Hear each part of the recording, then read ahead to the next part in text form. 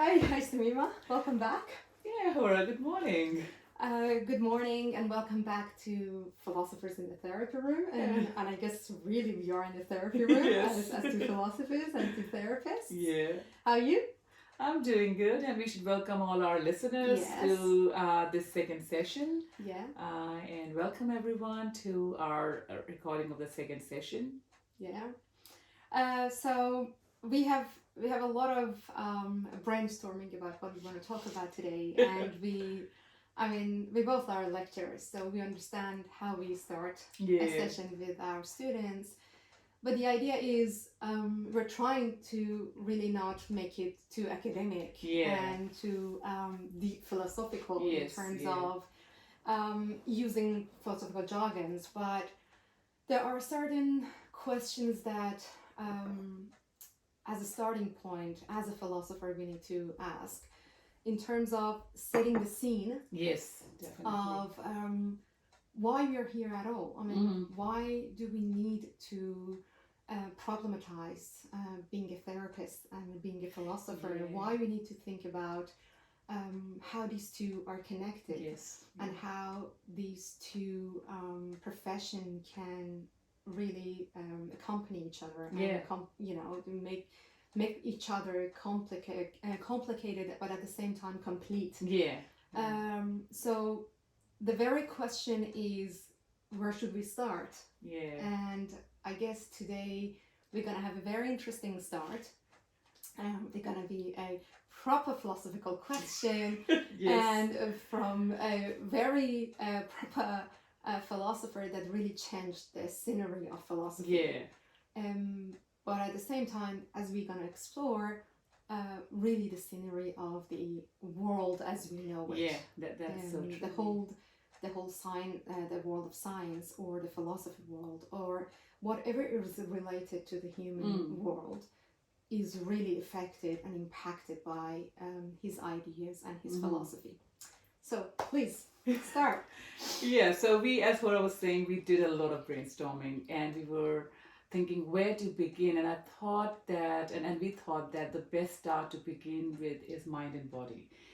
It has such an impact on all of us, and everyone talks about mind and body as if it's something easily understandable. Whether you go to a yoga place, you go to a gym, or you go to your doctor, you go see, a spiritual kind of a place, there's this connection between mind and body, and everyone is talking about bringing these two in equilibrium. And we thought, why not start with this idea, mind and body? Are these two?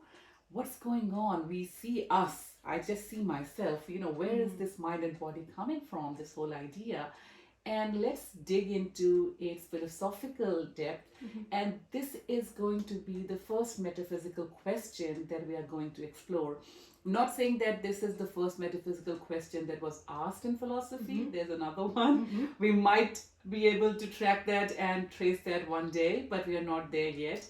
For us and for people who are listening to us, who are trying to think about their mental health, their place in the world, this is the most important and most relevant question that, mind and body, and where does this distinction come from, and how does it become so appealing? And the person that is kind of responsible, although philosophers would fight over this question. Yes. So, Who's the most important one? Yeah, but in common understanding, it is Descartes. And Descartes is the one who is accredited with introducing and making really popular this distinction between mind and body, or in his terms, mind-body dualism. Yeah. And we will be exploring this question today here. And as Hora was saying, that we are teachers and we do begin with our students and try to make it both academic but at the same time accessible. Yeah. So we do often begin with certain questions that we will throw towards you. Yeah.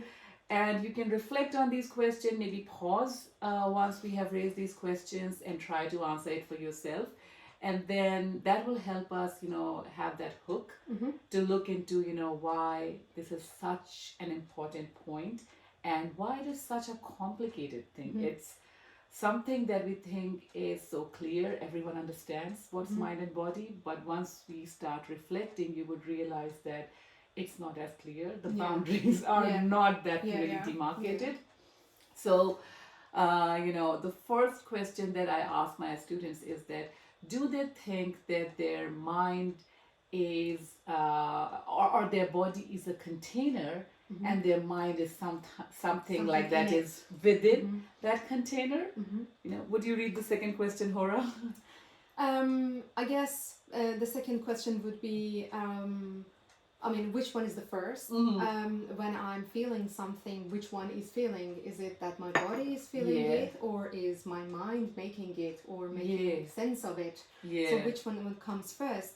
So I guess the second question would be, which one is first? So which one is the primary, and the other one comes only after that, as the second, as an addition. Yes, as an addition. And then when we come to like our modern times, a more complicated question is, what is brain? Is brain body? Is brain mind? Because brain is definitely something like body. We can see it, not immediately, but it can be shown in a scan. We can see what's going on. But then also we think that all mental activities are within our brain. So is brain mind? Is brain body? Is there something else going on there? So are they the same? So mind and brain are the same? Exactly. So we are nothing more than... Or are just using it interchangeably? Yeah, it's a different language. Yes, different languages. So it's one is more scientific one, and the other one is more ordinary. So these are really important questions. And the final one, which is very relevant to us in terms of mental health, is that if you have any experience, for example, I use the example of stubbing your toe or getting hurt, where is pain? Is it in your toe? Is it in your brain? Is it in your mind? Where do you experience this pain? And as you were saying, like, where is the primary pain? Did it start in the body? Did it start in the brain? Did it start in the mind? Where was the first experience? And so we give it to you. We won't pause, but you can pause here and think about all these questions and what would be your answers. And that's your metaphysics. So you will know where you stand on these questions. What is your thought if you think that mind and body are two separate things? Then you have this kind of a metaphysical stand about what is the nature of the world, what is matter, what is spirit, what is consciousness. And if you think that it's just brain, then you are a materialist because you believe that matter is the only reality. And so depending upon your answers, even if you do not have a name for it, you would get an idea where your metaphysics is. How do you perceive yourself in this world? What is your starting point? And we are not going to change your metaphysics, not at all. No. What we are trying to do here is show where is it coming from. What is the appeal of this point of view? At the same time, are there any challenges that this point of view poses for us? And what are its impacts on our mental health and physical health overall? So that's how we want to actually raise this question. And I guess talking about the metaphysics, the way that you address these questions that we posed at the beginning, it's all about, if you know it, then you know how to figure out what's happening to you. Not even in in the time of misery or in the time of depression or anxiety, even in good times. When I am joyful, when I am happy, what's happening to me? And if I want to create that moment, where should I start? Exactly.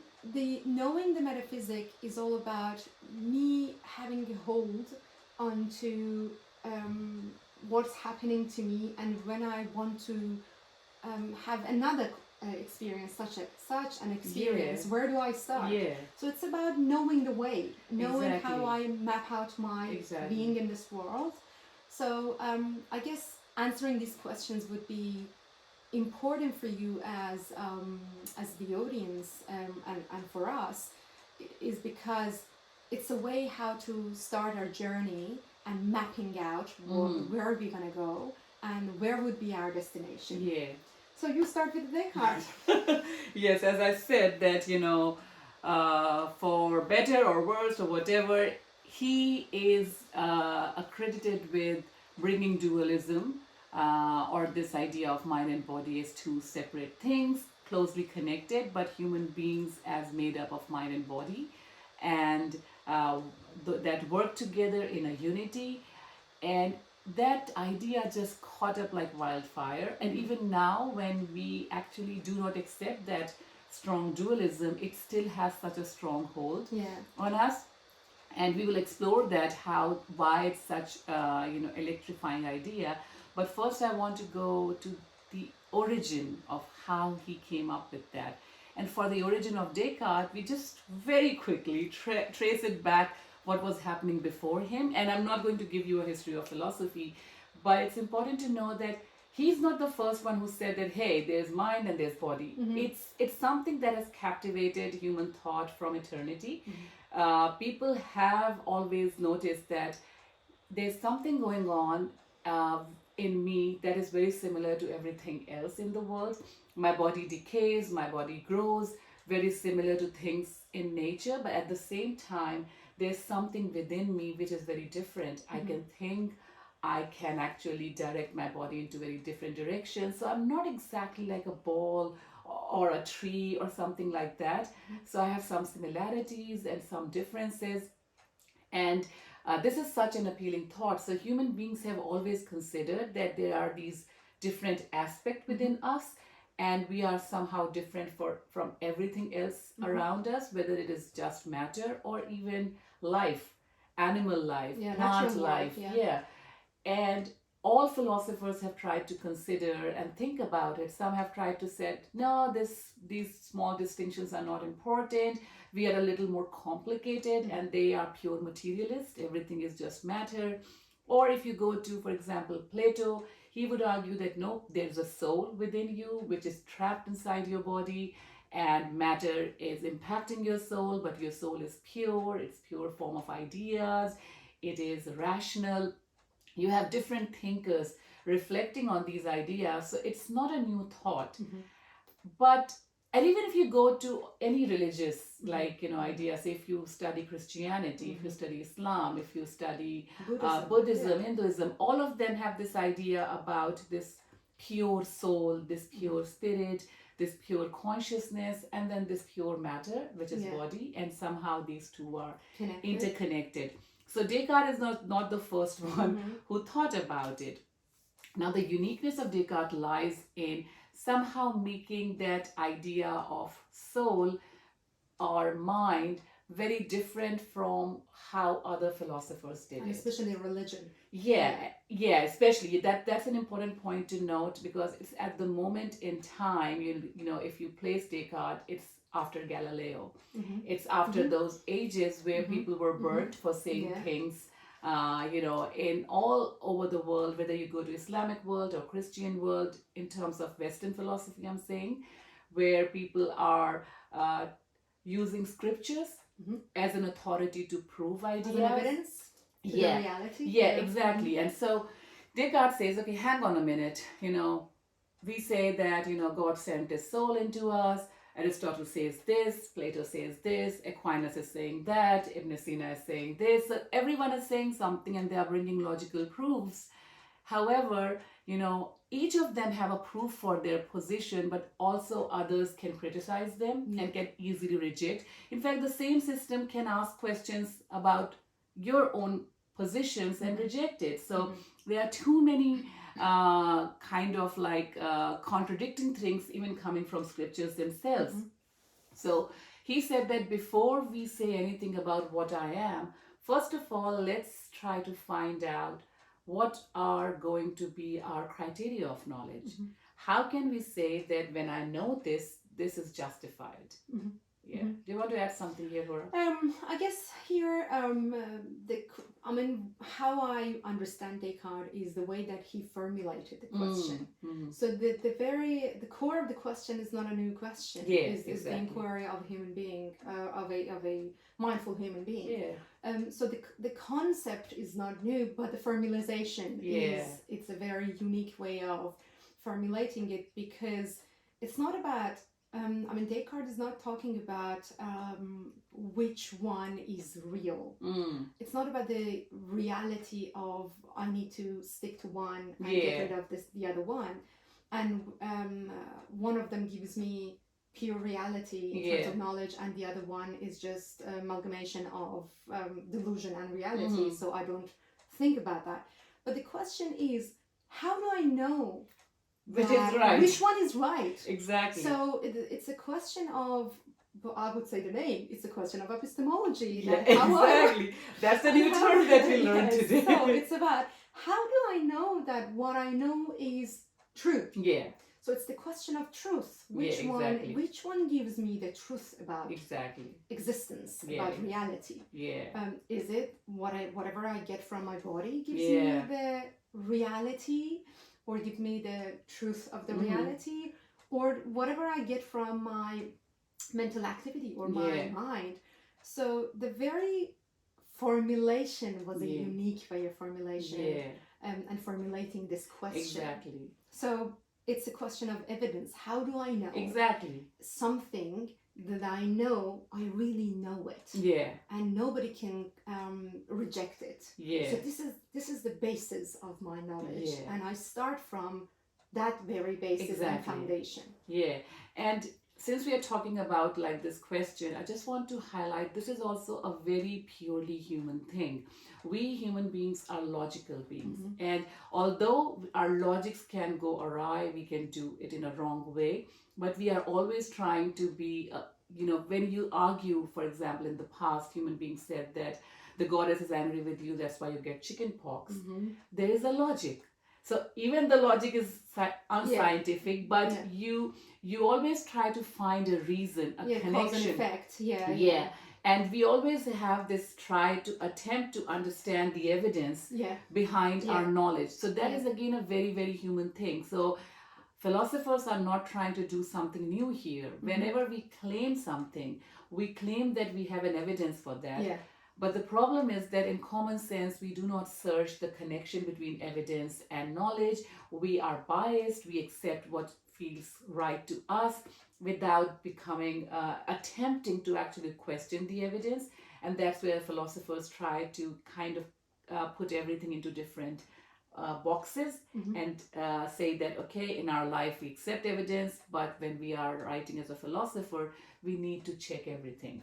So I might maybe just give it a suggestion, and you just correct me if I'm wrong. So Descartes' inquiry was about inquiry into such an evidence that everybody can accept. Doesn't matter where they come from. Yeah, exactly. Doesn't matter whether they are coming from a specific religion or pure materialistic kind of way of life. Yeah. So doesn't matter what metaphysics you have. Yeah. Can we come to a point that everybody can really understand and start to say, okay, this is the evidence. Doesn't matter where I'm coming from. Doesn't matter whether I believe in a god or divinity or pure matter or a god in a nature or nature is God.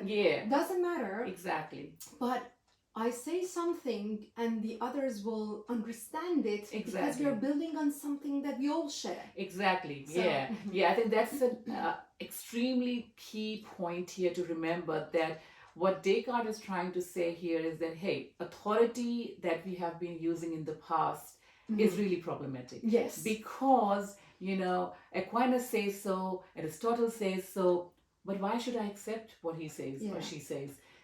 She's saying was not authority in that time. But for the sake of the argument, there is no reason to, why should I accept what you are saying? And so the problem was that, before that, we have to begin by agreeing that both of us accept X as an authority. Yes, exactly. If you're a Christian, you must believe in Bible. So from Bible, I'm proving it. So I bring evidence from Bible. Yeah, so I'm not a Christian. Especially think about the exploration that was happening, the colonization. So that they are going to places that were very different and people don't share same ideas. And so now the challenge is okay, Arab world, Muslim world, they were trying to talk with them, but then you can talk about Aristotle, you can talk about Plato, some common ground. But when you're going to places that have never come South across, America, for example. yeah. So now what we have common. So what Descartes tries to do here is say, let's get rid of all authority here. Let's go back to human being. Okay. Everything that I'm saying here can be accessed by any human being. As long as you're human, you can actually test the truth, and that makes it so it's rational, it's human, it's universal. And that's the appeal, because now we get rid of the middleman. You know, no one is coming in between to tell you this is right. I'm guiding you, but you can sit on your own and can reflect and get to these truths. Yeah. So all that detour to tell you how, because it's important to know that the appeal of Descartes comes from his way of approaching this universal humanity. Yeah. Yeah. And not through God, not through scriptures, not through philosophers. It's you. He goes back to you, and that's why it's so individualistic. I like the idea of middleman because I guess his attempt was giving back the authority to the believer. Yeah. I mean, I'm a believer, and I have the authority to believe or not. Exactly. But it's not about the authority coming from outside. Myself as a human being, as an individual, have the authority exactly to whether to believe it or not, whether to reject it or not. So there is an authority just preliminary, back just before starting and encountering with any idea, there is an authority to encounter that idea and the outer authority. Exactly. So really Descartes is trying to get back to that primary authority. Exactly. So let's see whether we have it or not. Exactly. And he believes that everyone has. Yeah, and it's so, again, like everyone is a very bracketed term. But at least to start with, it is, if you're human, this is universal. We all have it. And that's such an appealing idea. So that's where he goes, that, we need an evidence that can be traced by, that can be tested by and used by any human being. You do not need to have the knowledge of the scriptures. You do not need to have the training of studying in universities or anywhere else. You can actually know the truth on your own. And that's why it's so appealing. And so he begins by saying that, okay, to find that kind of authority evidence, we need to find a foundation, a basic knowledge. So he says that, in everyday experiences, we have different criteria of knowledge. I'm not going there. I'm trying to find that foundation that will build everything up.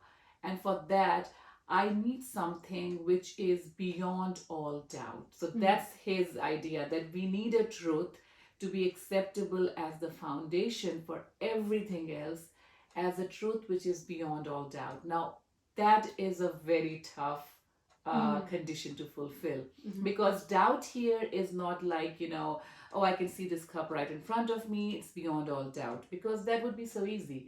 Descartes would say, like, what if I'm dreaming right now? Yeah. So what if it's some hologram? Yes. It is, this bookshelf might be a projector, I think it is there. At least as for the audience, everything can be really a setup. Yeah. And how do you know that we are really sitting in a room full of this stuff? Yeah. So how do you know? Yeah, exactly. So he said that beyond all doubt means that I cannot even doubt it in my imagination. I cannot even doubt it through mental activity.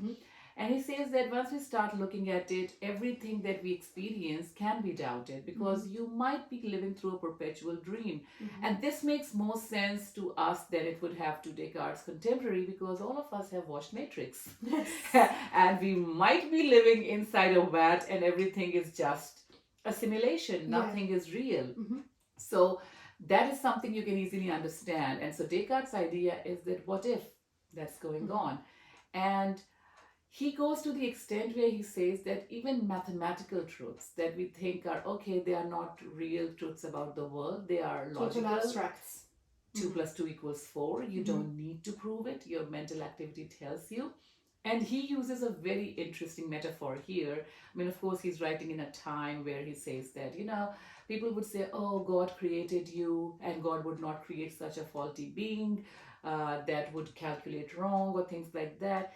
He said, what if we are actually created by an evil demon? Yeah. And what if we are such faulty beings that actually 2 plus 2 equals 5, but our brain are wired so wrongly Yeah. that as a complete humanity we are always calculating wrong. And Mhm. you can get rid of the idea of evil demon, but you can understand this idea that what if our brains are wired wrong? Mhm. What if we are always calculating wrong? Wrong. Yeah. And once you enter that doubt, there's no way of There's getting no out way of out. it. And we call it hyperbolic doubt. Yeah. How do you know? And once you start asking that question, Mhm. you just get into this rabbit hole, this endless Mhm. pit, Mhm. because once your reason is gone, nothing is left. Yes. Because you can't go back to that, okay, my reason tells me, or I can't doubt this. No, you can doubt everything Yeah. here.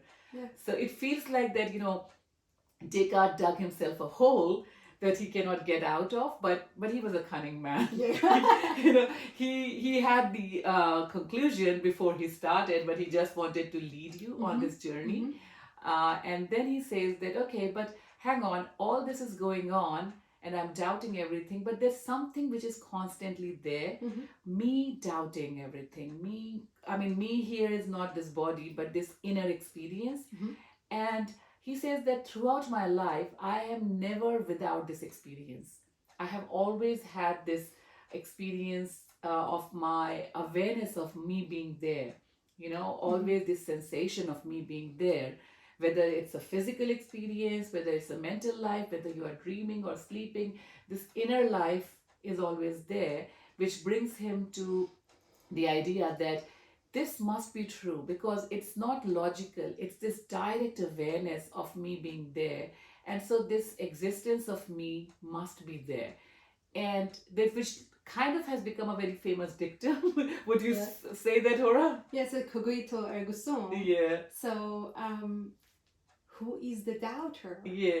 I mean, who the person or the existence or the consciousness who doubts is the only one that exists, because without as doubt. long as I'm doubting, there is someone who doubts. Exactly. So the doubter is the only evidence that is there, and it's real beyond and doubt. I cannot doubt it. Yeah, because the doubting would require me. So it's the whole idea of the doubter is the specific evidence that everyone owns it. Yeah, exactly. So your own existence as this conscious being, and it is not logical. You're not saying that there's a thought. No, it's direct awareness. It requires nothing. It's just this, it's a direct knowledge of being there. And it is like cogito ergo sum that Hora said. It's in English, it's translated as I think, therefore I am. And I'm sure all of you must have heard it. And people might have thought it to be a very political idea that if you stop thinking, your existence is annihilated. He's not saying that. No. It is a basic truth that, you become aware of. And its appeal is really strong because no one can actually deny it. And you become the first authority. Yes. So you are the first truth. And you are the truth that builds every other truth. So how liberating that thought is. Exactly. I mean, I guess that is very clever in a time that everyone would claim that you're nothing. Yeah, exactly. I mean, if you do Who not are believe, you? Exactly. If you are not believing in certain truth, you're not. Who said existing. that? Did Aquinas said it? Exactly. Did Aristotle say it? So it's like, who are you to say it? Exactly. And Descartes says, no, you are the first authority. You are the first truth. Yeah, without you, in terms of having the awareness, your awareness is the basic truth that you have, and it's the only truth that you can trust. Exactly, and this is the only truth you live with. Yeah, exactly. Till the very end of it. So, the rest is only built up on this truth. Without this truth, there is nothing. Yeah.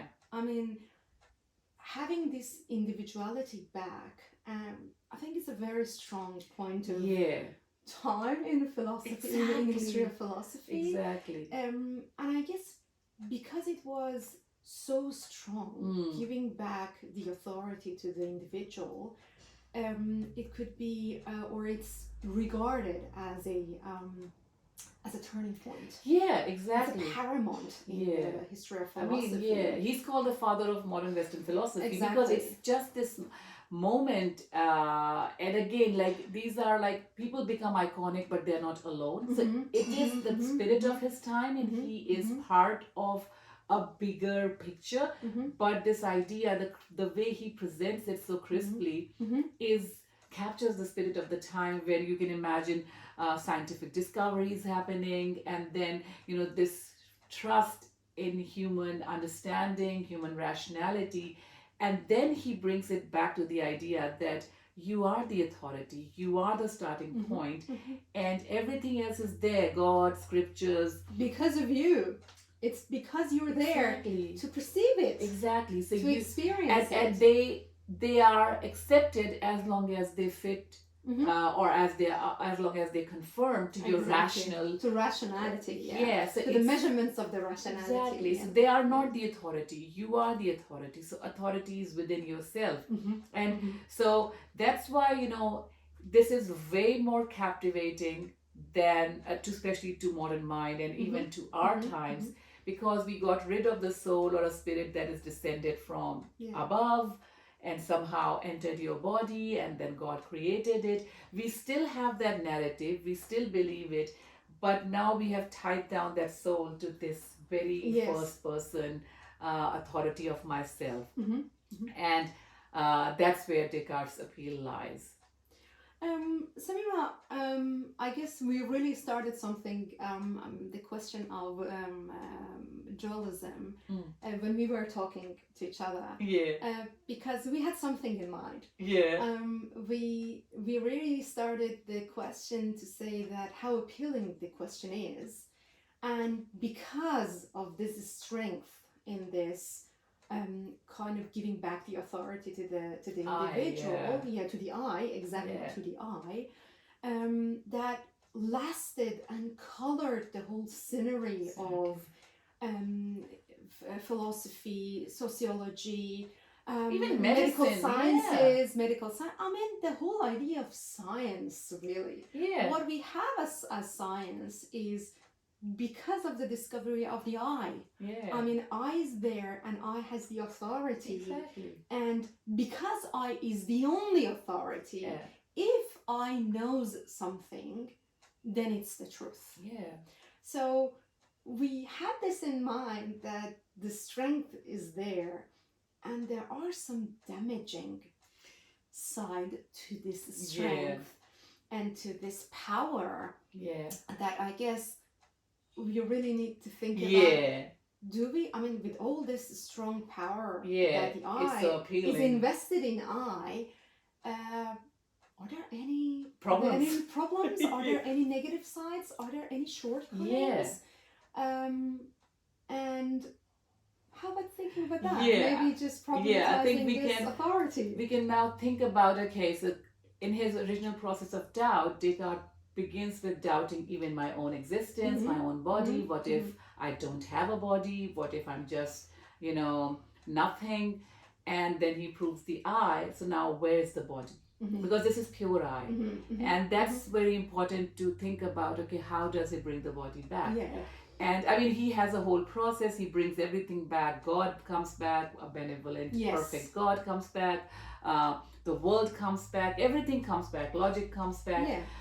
But the body is really interesting, because he starts thinking about that, okay, when I think of, like, when I reflect on my experiences, I realize that I have a very special connection with this I and this thinking, and the only thing I'm sure of is this thinking. Sure, when I think, I can see this body, this is my body, but I can also easily detach myself in my imagination, in my thinking.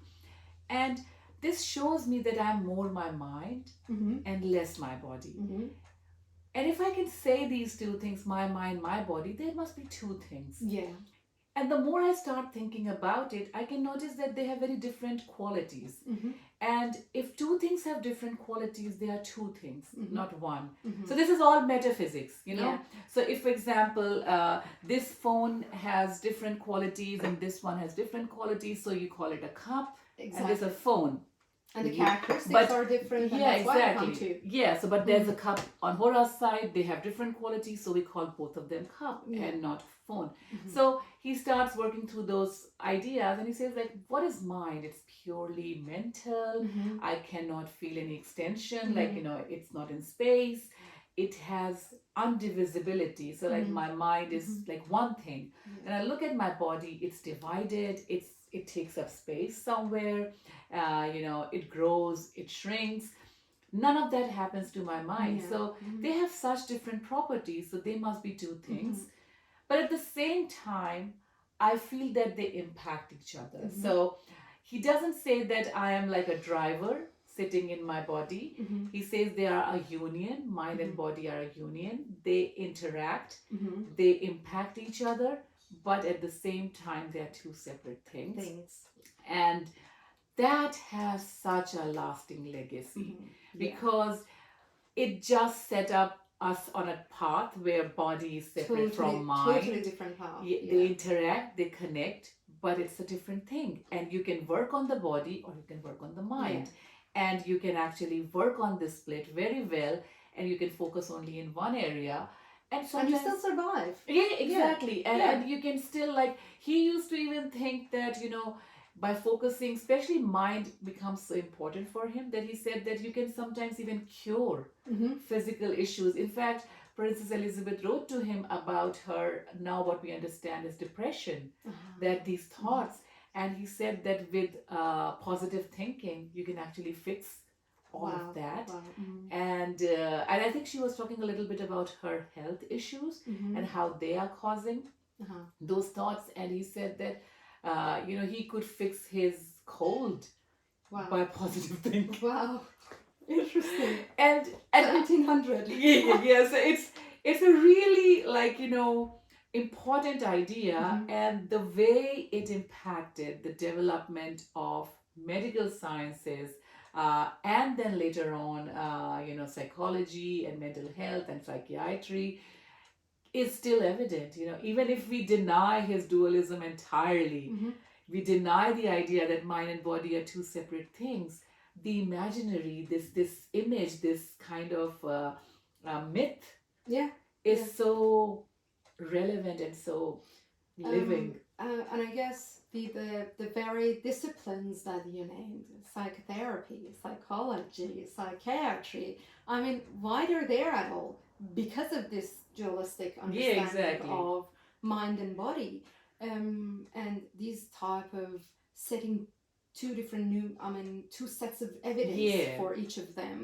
So you have all this disciplines, actually, the varieties in the disciplines, Yeah, because of the approach that you have. exactly. If you approach mind as the reality, as the Yeah. primary, Yeah, this is the primary truth. yeah, The rest are the secondary. exactly. You know, How the mind impacts everything else in your exactly. life. How really mind bring back the body. Yeah.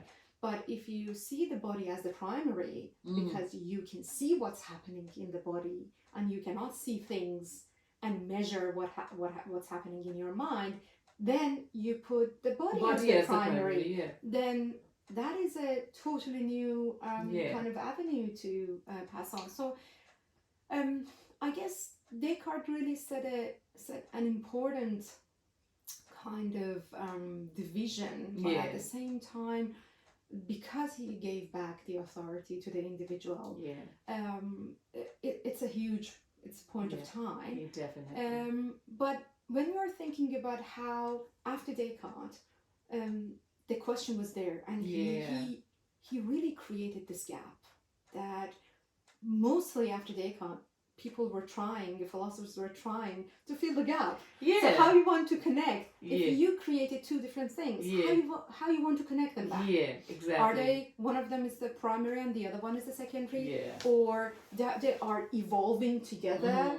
Mm. for example, the body is created because of the development of the mind, Yeah. or no, the materiality of the body, because the body, specifically human body, is a very complex machine. Yeah. So the complexity of the machine created the mind. Yeah. And actually we have this in Islamic philosophy. Yeah. So in Mala Sadra we have this, the complexity of the material created the body, the mind. So everyone after that, we're trying to fill the gap. And I guess each of them answering this question, trying to get rid of this gap and trying to really fill the gap, they started to give a new way of interaction with the world.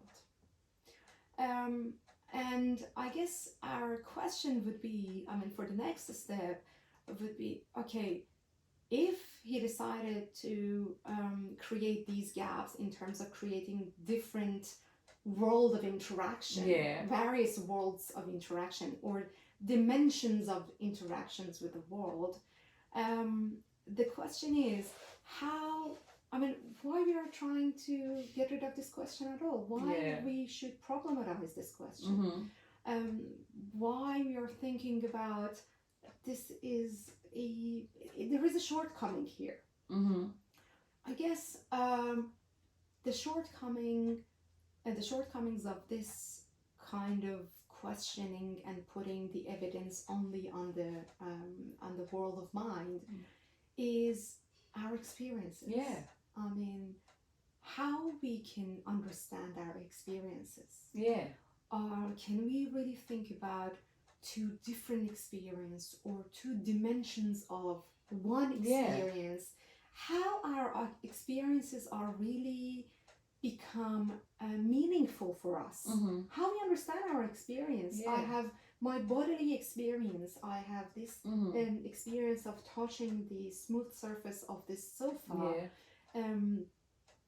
But at the same time, I have an understanding of this experience, smoothness of the surface of the sofa. How these two are related. And then this is the question again of evidence. It's not a question of how these two are related, how mind and whatever is happening to the body, how it's directed to the mind. If you're thinking about, it's not about the brain. I understand it.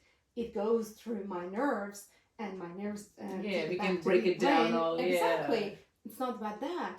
It's all about how it's connected to my mind. How I experience this.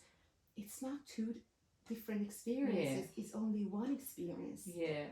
And what is the evidence? Where is the evidence of such an experience? How can I relate to that experience? So it's a very different question here. It's not about how I understand whether my experience is real or not, whether I should believe my experience or not. It's all about how I understand at all my experience. So this is another question.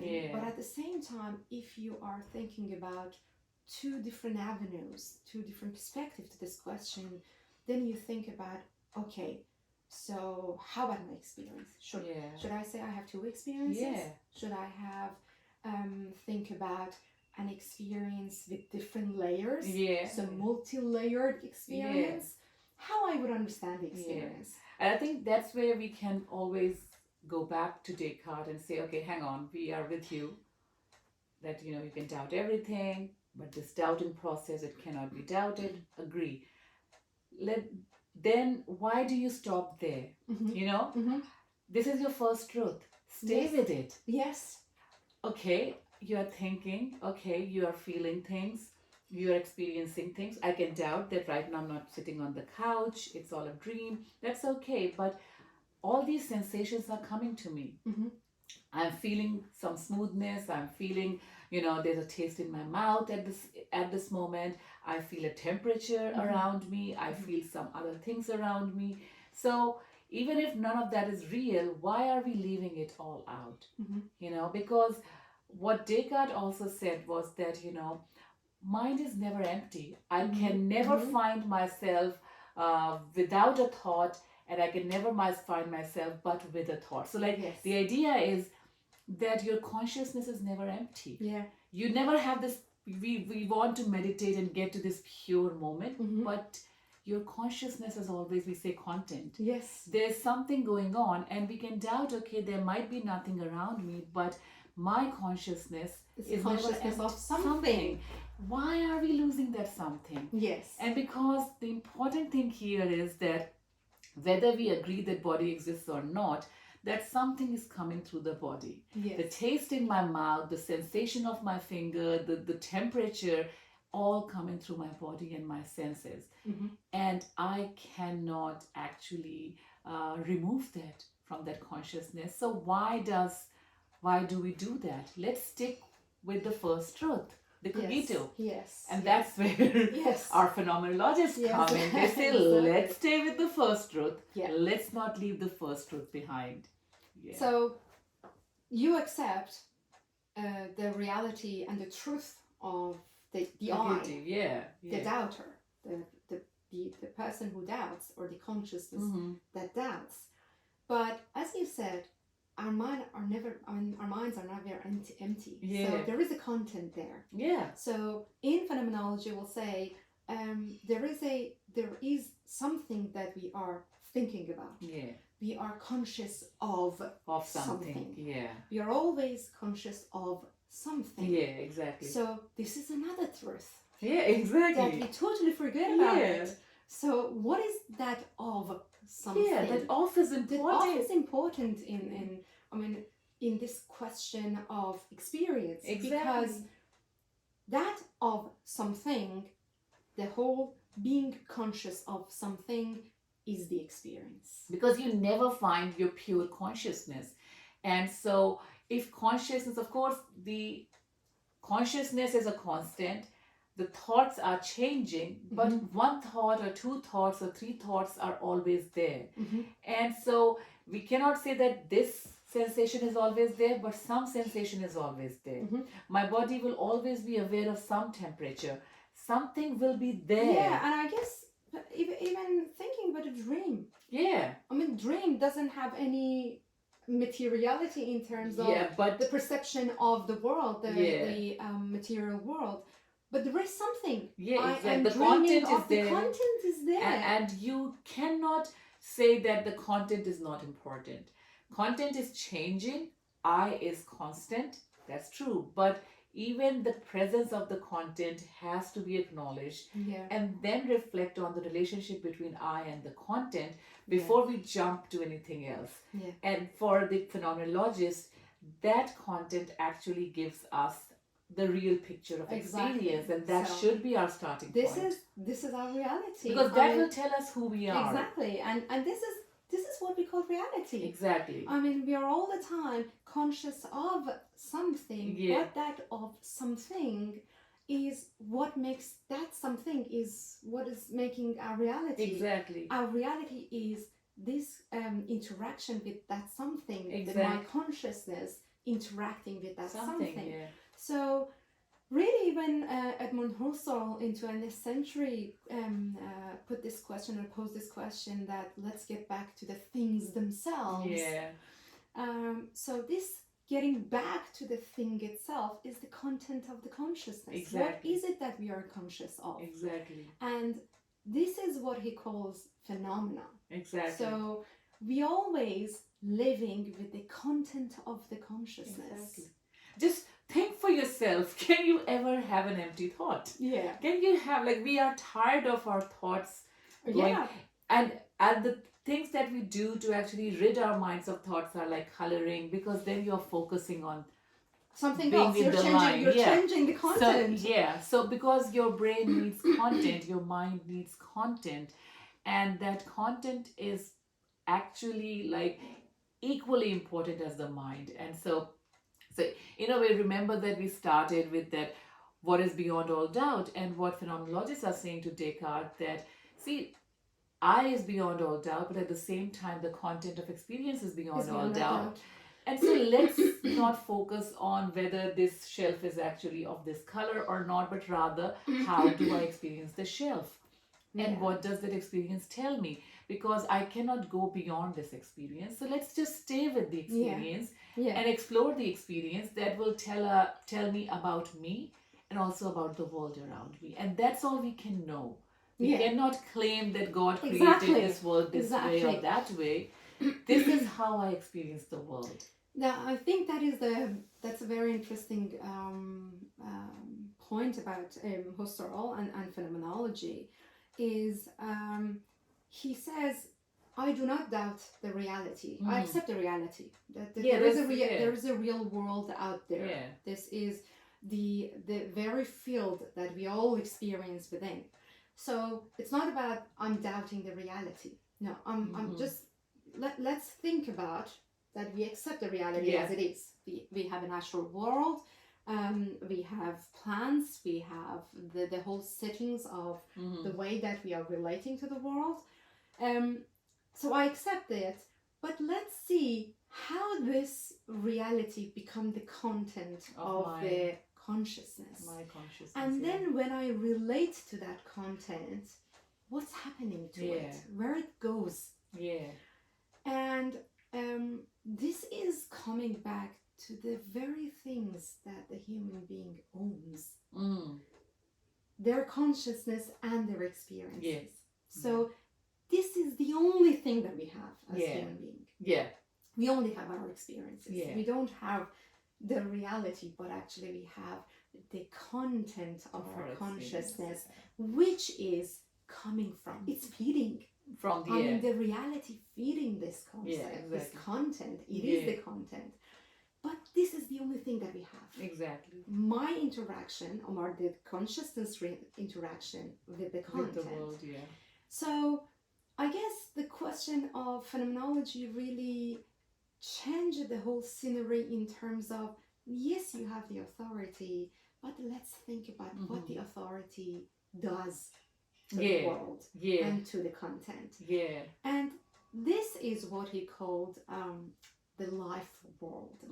So really giving back the authority that comes from the individual. The I, look, the I is still, phenomenology is individualistic as well. Exactly. So, phenomenology believes in individual because the individual has the consciousness and has an interaction with the world. If you don't have the individual with no interaction, the world, who cares? There's this very famous,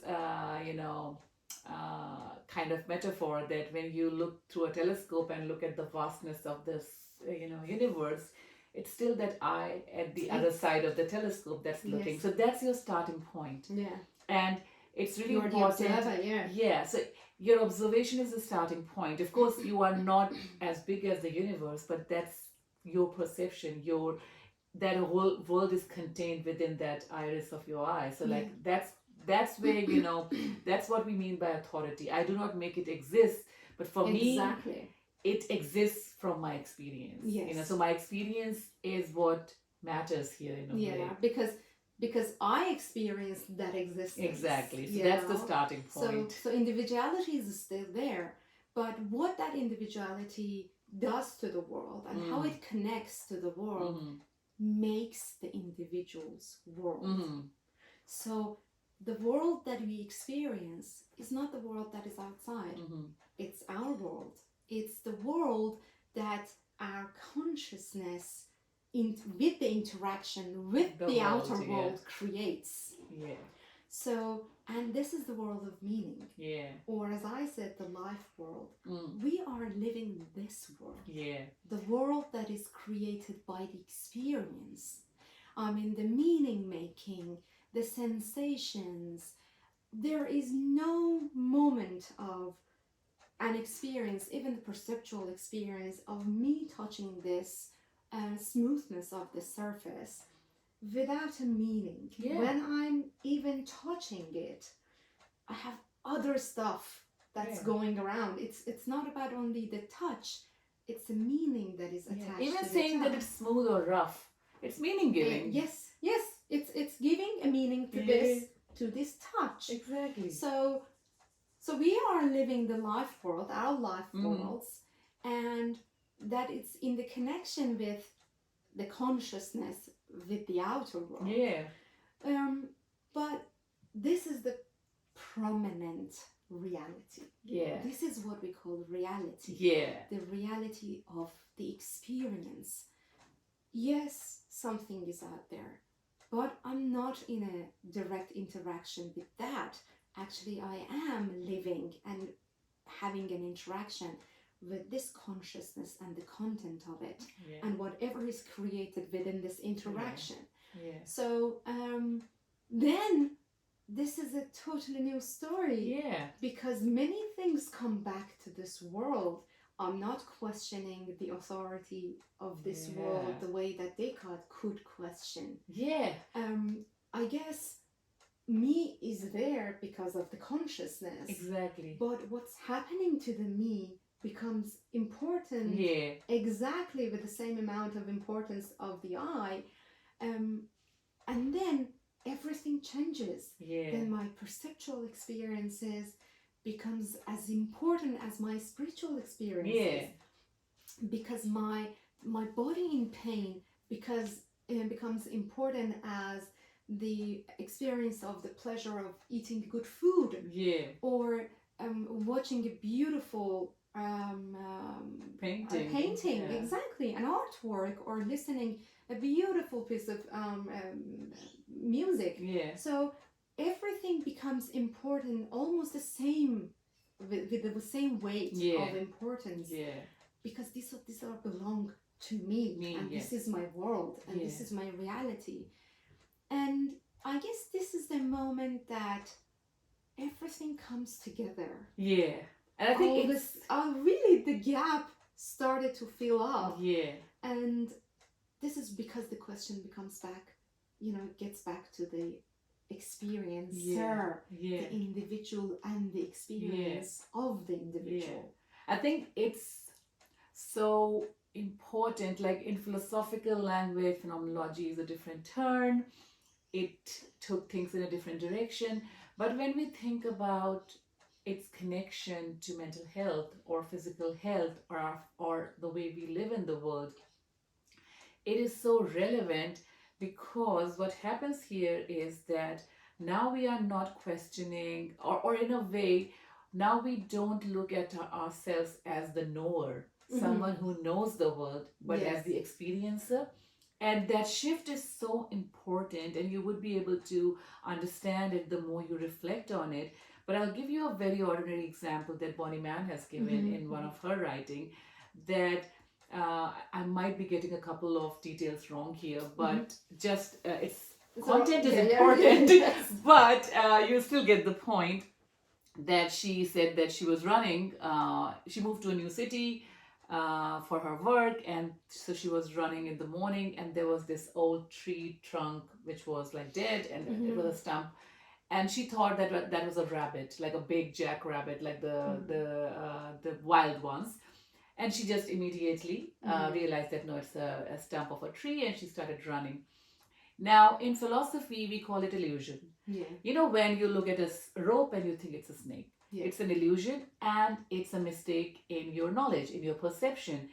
And once you notice it, you realize that there is a perceptual error, and then you fix it. Correct it, and then you see the rope and not the snake.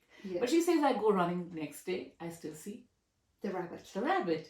And I immediately know. I don't think it's a rabbit. First time I think it's a rabbit. The second time I see the rabbit, but I know it's not the rabbit. And she starts thinking about, why is that happening? If it's knowledge, I already know. But it's not happening. And then she starts thinking that, and why do I see a rabbit if, for example, other person might see something else? And so she remembers where she grew up, rabbits were quite common. They would come into your backyard. So that's part of her perceptual field. So all this is taking us back to the idea that, of course, thinking of that tree trunk as a rabbit was a wrong piece of knowledge. Factually, that was wrong. But the experience of seeing a rabbit is really important. And so when we are reflecting on our experience, it might be in alignment with external world or not. It might align with the truth or not. However, that would not change the fact that we experienced it. Yeah. And because we experienced it, it is important. Mhm. And that is so crucial for mental health Yeah. because, if I think my neighbor hates me and she thinks mean of me and she thinks I'm a bad mother, that might be all false. Mhm. But I But I experience it. experience it. Yeah. And it is real for me. The emotions, the experience as I went through. No matter how much you prove to me, like that this is not a rabbit, this is a tree stump, but I'll still see the rabbit in it. So that's why phenomenology is so empowering for Yeah. mental health, because what we say here is not confirming that your experiences are true or false. Yeah. We are saying that you experience them. And look, They you make have up your world. Exactly. They make up your and world because you have as the authority as an I they are real. experience it. Exactly. So they are the only truth, really, because Exactly. because I were the only truth. And as a knower, like if you reflect on some of your experiences, as a knower, you know the wrongness in your thinking, Mhm. but you don't experience that wrongness. Yeah. There are so many times They are real when for you. I know that what I'm thinking, what I'm feeling is entirely wrong. I understand what's going on, but I'm still feeling and thinking it. And that's because this world, the world of experience, is as real to me as the world which is shared by us of common experiences. And if you were getting back to Husserl, it's the only real for you. Yeah, exactly. Actually, it's the only real Yeah. for you. Is the world of experience. It is not. I mean, Yeah. it's there. It is feeding this world, but I don't see that thing. I don't live with this outer world. Yeah. I'm living here with my experiences. Yeah. Because this is the only thing that I have. Yeah. I don't have any other thing. And this is not a world that I create out of my will. That okay, I will and it's feel not a this. dream. It's not an Yeah. imagination. It's not an illusion. This is the world that I experience. Yeah. This is the world of my experiences. Yeah. This is my everyday living. Yeah. This is the world that I everyday live. Yeah. So and whatever happens is the only real for me. Yeah. So thinking about and problematizing whether it's according to the fact Yeah. or not, yes, we're thinking about the fact that is out there. Yeah. Because fact comes out from the outside. Yeah. However, I do not experience that fact. I experience my perception of that fact. Exactly. And that's not false. Like, for example, if you take this very moment, we can actually measure the temperature of this room. We can say these many degrees. But is it hot or cold would be different for me and Hora. Yeah. And we can start finding some objectifying like kind of standards that this is where we say normal, this is what we say cold, this is too cold. But they do not represent exactly how it impacts me. It might be too cold for me, or it might be too hot for Hora, or it might be the same for us. We don't change it. Yeah. We can't, and that's how I'm not experiencing it at 60 degrees, 70 degrees. I'm experiencing yeah. a weather or a temperature, which I don't have a sense of 60 degrees. Yeah, exactly. Which I don't have the sense of maybe it's a 20 centigrade here, and everyone would say, I mean, someone from northern hemisphere will say, this is winter you have. Yeah. So look, yeah, I feel the cold in 20 centigrade, the weather, but how I feel it cold and how I cold this winter. Yeah. So it's a world of meaning that I'm living in. Yeah. And I do not build it, like it is built through my experiences. I played a role, but now when I'm experiencing it, it is not my creation. No. It's something that happens to you. Yeah, exactly. It's coming to me. I might be able to play some role in changing, restructuring it, but it's not willy-nilly. I just can't just like, okay, I'll start feeling warm now. Yeah. How great would that be? I'll stop feeling pain from now onwards. Yeah. So I think that is why in phenomenology we call the givenness. Yeah, exactly. So everything is given to us. Yeah. That's not we are passively only accepting it. No, that's not the idea. and I really strongly focus on that something is given to us. Yeah. The reality of the world is given to us, but we processing it. Yeah. We have a hand on it, on this givenness. Yeah, exactly. So something in the experience is given to us, Yeah. and then we make a meaning out of that givenness. Yeah. Some stuff are pre-given. I'm just giving you a phenomenological jargon here because it's valid, and I guess it's easy to use even in everyday interaction. So some stuff are pre-given to us. So, for example, that rabbits. Mm-hmm. The moment that the jogger just jogging in the wood, because of the pre-given experiences, Because she of lived the in a childhood, place she where- lived in a place that she didn't have any. I mean, she didn't decide whether she Yeah, lived there exactly. or not. They were there. They were there. You know, there was really no choice in thinking about whether I want to change it or not as a child. The place that you live, it's pre-given. Or temperature, like if you grew up in Exactly. Scandinavia, your body is used to living in high temperatures, and if you grew up in Australia, you're used to being in warm the weather. heat, exactly. So some stuff are pre-given, and I cannot change it because it's out of my control. Mm-hmm. It's out of my control zone. But how I perceive that, how I relate to that, and how I build upon that pre-givenness is my doing.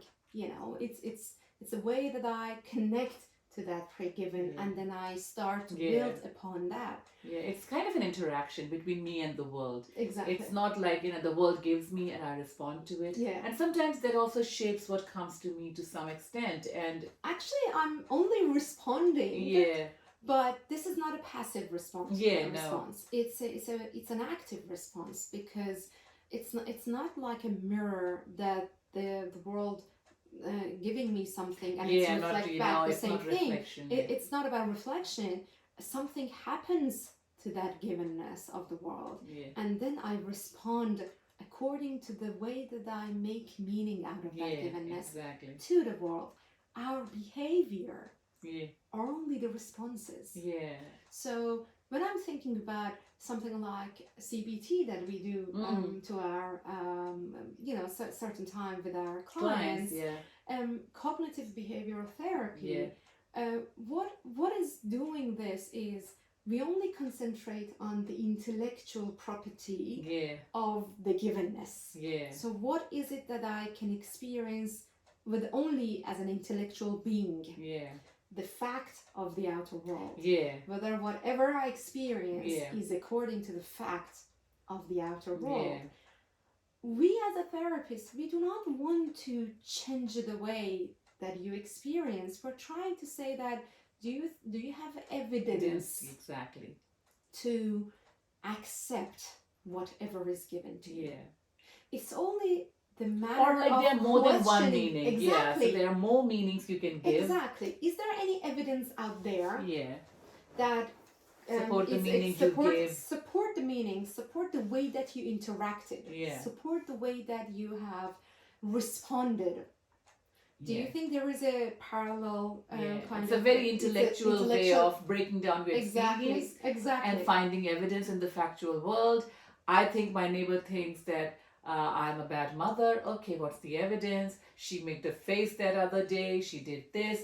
Okay, so she might have made the face because there was a fly sitting there. She might be going through a spasm. So like we are trying to break it down intellectually and so trying to what are the possible facts that were there and you missed it, and you pick the more positive one. And exactly. And then why? And then the next question is why you picked that out of the possibilities of the experience of the facts out there. So it's not about the fact is not really supporting what you have made. There's a reason. You're trying to say why you have chosen this fact and not the other facts. What's going on? Exactly. This is not the way that we say, no, you're totally wrong within your experiences. No, I'm just trying to, as therapists, you're just trying to dissect and break down the way that you have chosen certain facts for your meaning making. Yeah. I mean, we are logical human beings. We only work with facts. Yeah, exactly. And evidence. Whatever you believe evidence. in, you have evidence. You have evidence Even for that. people who have tinfoil caps and think that they are aliens trying to control our mind, they have some reasons. Flat earthers, Exactly. they have reasons. They have reasons. Yeah, they have evidence. You might laugh at it, conspiracy theorists. They all have reasons. Yeah. And because as humans, we are rational beings. Yeah, and I we're mean, always we cannot trying to live without reasons. Exactly. We cannot live without. We cannot function without proper kind of structuring, without proper, and everything should fit. Exactly. We do not accept Exactly. facts for now. Like it should be a clear picture for us. So we do try to do we have that all a the time. system. We have a system, and I guess in the therapy room, what the therapist and a client is doing is just finding the system. What Yeah. type of What's system your system? exactly? Yeah. What is your system? Yeah. Because when we know your system, when You are the cookie know dough. when you know your system, Yeah. then you will understand what type of evidences work for you, what type of facts you can choose as your supporting kind of evidence for your belief. So it's not about degrading the belief. It's about knowing the system and what type of evidences work for the system. We are not the judges here. We are not trying to say whether your beliefs align with the outside world. That's not for us. We can't go and check if a woman comes to us and tell us that her husband is having an affair, if that's true or not. What we are seeing here is that she experiences it and she doubts it and she suspects it. So what's going on for her? Whether there's enough evidence for that or not, it's a job of a private detective she can hire or she can confront. That's not our job. Our job is she experiences that her husband is having an affair. And so what's going on with her? And I guess, Sameema, this is what, as phenomenologists, we bring to the therapy room. Exactly. I mean, even when we do CBT, we are not doing we don't edit like fixing the facts beliefs or for the you. or the system or the we don't say choose this instead of that. Believe in this one. We say, why are you picking this one? And that tells you something about yourself. Maybe I think my neighbor is judging me for being bad mother because I myself doubt my abilities as a mother. Yeah. Where is that coming from? Maybe the judgment I received as a child. So it's not that easy to come, but what we try to explore here is, what's going on with me? Why did I pick that smirk or that face or that expression as an expression of judgment on my motherhood? And not something else. Exactly. And not the way that I dress, for example. Exactly. So or the way that I interact with my husband, only with my motherhood. Yeah. So it's not about questioning that the way that you experience the world is problematic, but this is the very inquiry into why this interaction and not other interactions. Because we believe in the interaction. Yeah, exactly. As a phenomenologist, you only believe in the interaction. Yeah, that's the truth beyond doubt. Yeah. So that's your truth beyond all doubt. Why is that there? Why this content has value? This content is the most important content for you. This meaning is the most important meaning for you. Why? And we just start helping you unravel your world of experience and your structure that holds that experience in its place. And I guess in terms of the why, I just want to clarify something, and because maybe just because we are philosophers thinking about why has different qualities and different meanings. Yeah. So it's not about evaluating why. Yeah. It's about why how. It's about how this thing is your reality. Not why in terms of the evaluative, it's a bad or good, it's why logical or exactly Yeah. illogical. It's about how. Yeah. How this interaction happened. Yeah. How are you here? Exactly. And how you experience this. This is the way of experiencing Why not other way? Yeah. How have you arrived at this spot? Exactly. So what was your journey? How you traveled and how you ended up here. So we try to understand that instead of what's wrong with you, or what is not working in your system that has got you to the spot. And so we don't try to have that fixing impulse, but rather just trying to understand. I guess if we want to wrap up this session, I would say I would like to think about and maybe explore more with you the idea of the evaluation and how you arrived here, and why not somewhere else. We have phenomenological evaluation, but not in terms of illogical and logical, or good and bad. It's not an ethical. It's not an ethical question, or it's not a logical question whether there is something is fallacy or not. Yes, we have this question of whatever you are believing. It has a logical system to it to support it or not, and if it's not, is a fallacy. That's another thing. But what is related to the therapy room is the question of whatever you are experiencing and the way that you are experiencing becomes your appropriate way of experiencing the world. And the question of the phenomenologist in the therapy room would be, is this proper, or what we call normal way of experiencing the world is working for you or not? How would I ask this question? Again, we are not trying to evaluate it from the other kind of evidences out there. We're trying to find an evidence within your world of experience, and then we'll say, do you think the way that you are experiencing the world is appropriate to your normals? This is what you call normal, or you are experiencing something out of normal?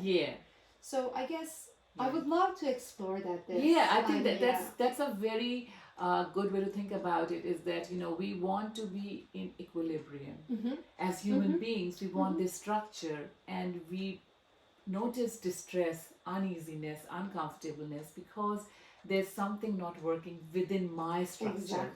And so we are not trying to fix your structure by structuring it another one, but finding what's not working within your structure, because that's causing you distress, because things are not moving smoothly within the way your world is built. And by exploring your structure, you are able to identify what's not in line, what's not going right here, and then you fix it. You try. Fixing is again not a correct term here. Although everyone's coming to the therapy room to be get fixed. But you work on it. You think about it. You see what you can do with it. And so we just try to figure out what's going on there for you in terms of your structure. So I guess if we want to really conclude this session, we'll say, yes, your metaphysic is important again, coming to the therapy room, because we want to arrive to this point, because we want to arrive to the point that trying to figure out what is the system of your experiencing, how you are experiencing the world, what are your normals, what is the cause, or where is the cause of the distress? That is there something wrong with the new normal? Is something threatening the normal? I guess the exploration of the I would say the factual points in phenomenology. These are the things that we're gonna be interested in delving more into it, because these are the very bread and butter of a phenomenologist in the therapy room. And I guess the people who are coming to our therapy room, these are the bread and butters for their experience in our therapy room. And so, as we are trying to wrap it up, I want to bring it back to the question we started with, the mind and body. And so when we explored with, we still stayed with Descartes, but we said that be a bit more honest, Descartes. Mind is the starting point, but mind is never empty. So why are you leaving behind the content? And with that kind of breadcrumbs of content, what we will try to explore next is this body, because this content is coming through the body, through our lived experience with the body. And so we will try to explore Merleau-Ponty, another amazing phenomenologist who actually talked about the embodied subject or embodied consciousness. So we are not talking about mind and body, but rather our consciousness is always embodied. You can never think about, so like some of the examples we can give here is that even when you imagine like an out of body experience, you're always experiencing it from a point of view, which is like there's something behind you, something on the side of you, which is a embodied way of looking at world. You cannot imagine being disembodied. So even our imagination is embodied.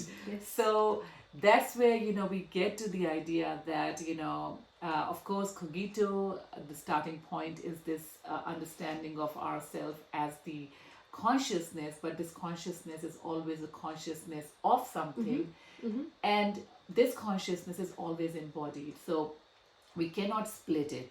We can reflect and take a step back, and for the moment that we just reflected on experiences, but those experiences can never be detached from the body. And so that's what we will explore next time, and also look at why it's so important for healing, whether we are talking about physical health, mental health, or any aspect of our experience, to actually think of us as this embodied consciousness and not split us into this mind and body.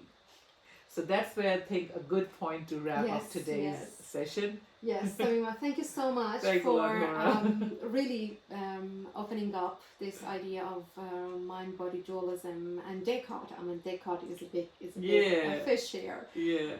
But I guess we managed to really find a way not to really make it too philosophical, but actually trying to bring really Descartes into the therapy room. Exactly. To see what was his affect? And his impact on the way that we do psychotherapy nowadays.